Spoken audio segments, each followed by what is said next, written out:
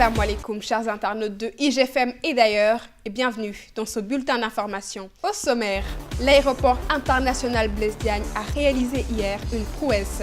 Il a reçu la certification des lieux de transit les plus sécurisés accordés par l'aviation civile internationale. La Diamond Bank a envoyé ce jeudi à l'agence de presse sénégalaise APS en sigle de gros bras pour saisir les biens de l'institution à cause de sa dette de 30 millions de francs CFA. Au championnat du monde 2018 de karaté à Madrid ce jeudi 8 novembre, lors de la 3e journée des compétitions par équipe en kumité, les Lions ont perdu, mais les Lions sont passés au 2e tour. Voilà pour le sommaire. Dans quelques instants, le développement. L'aéroport international Blaise Diagne est un lieu de transit sûr. Selon le journal LAS, l'Organisation de l'aviation internationale lui a remis hier une certification assurant qu'il fait partie des lieux de transit les plus sécurisés. Cette certification est devenue une exigence pour tout aéroport recevant un vol international. Le ministre des Transports aériens Maïmouna Ndoye Seck était présent à la cérémonie. Ce certificat remis à l'AIBD atteste la sécurité aéroportuaire et a une durée de 3 ans renouvelable. Après seulement 11 mois de fonctionnement, l'AIBD a accueilli 2 109 611 passagers. Avec cette certification, l'AIBD fait désormais partie des 25% des aéroports de la région Afrique et de l'océan Indien où le transit présente moins de risques. La banque Diamond Bank perd sa patience avec l'agence de presse sénégalaise APS en sigle. Pour une dette de 30 millions de francs CFA, la banque a commis hier, jeudi 8 novembre, un huissier accompagné de gros bras afin de saisir les biens de l'institution. Au micro de la radio Futur Média, le directeur de l'APS, Thierno Birahim Fall, n'a pas démenti l'information. Il a d'ailleurs précisé que la dette est de 80 millions de francs CFA contractés avant sa nomination à la tête de l'APS. Cependant, depuis sa venue, il a pu payer 50 millions de francs CFA, mais les 30 millions restants posent toujours problème.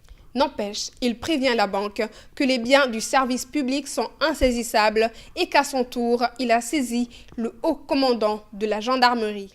À l'université Cheikh Anta Diop de Dakar, la situation craint toujours. Alors qu'hier, jeudi 8 novembre, une note officielle des services du Centre des œuvres universitaires de Dakar annonçait la réouverture du campus social dès le lundi prochain, les étudiants se rebellent.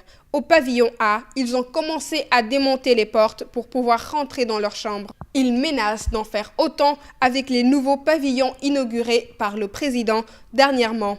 Et les étudiants ne sont pas les seuls, car le personnel travaillant au niveau du campus social a beaucoup de retard sur ses salaires. S'ajoute à cela la dette de 6 milliards de francs CFA que le COUD doit aux repreneurs des restaurants, ce qui fait que ces derniers ne rouvriront pas de sitôt. Le Giraffe de Dakar est attendu pour se reprendre après le nul concédé face à Mbour Petite Côte lors de la première journée de Ligue 1 Star Times. Le Giraffe ira en banlieue ce dimanche pour affronter l'AS Pikine, promu cette saison en Ligue 1. Le samedi à 16h, Génération Foot affrontera Linger. À 17h, Mbour PC jouera avec Tungut FC et à 18h, Dakar Sacré-Cœur jouera avec AS Douane. Le dimanche, 4 matchs sont prévus. À 16h, le premier opposera l'AS Pikine au Giraffe et le second, Niaritali à l'US Gorée. À 17h, Casa Sport jouera contre Stade de Mbour et le Djambour contre Sonacos. Voilà la fiche des matchs de ce week-end. Profitez bien. Au championnat du monde de karaté 2018 à Madrid, ce jeudi 8 novembre, les fortunes ont été diverses pour les équipes sénégalaises. Lors de la 3e journée des compétitions par équipe en kumité, les Lions ont été battus d'entrée par les Iraniennes, alors que les Lions se sont assurés une place au 2e tour et doivent faire face aux Portugais ce vendredi. Ainsi, si les Iraniennes se qualifient en finale, les Lions pourront revenir en selle et aller chercher le bronze.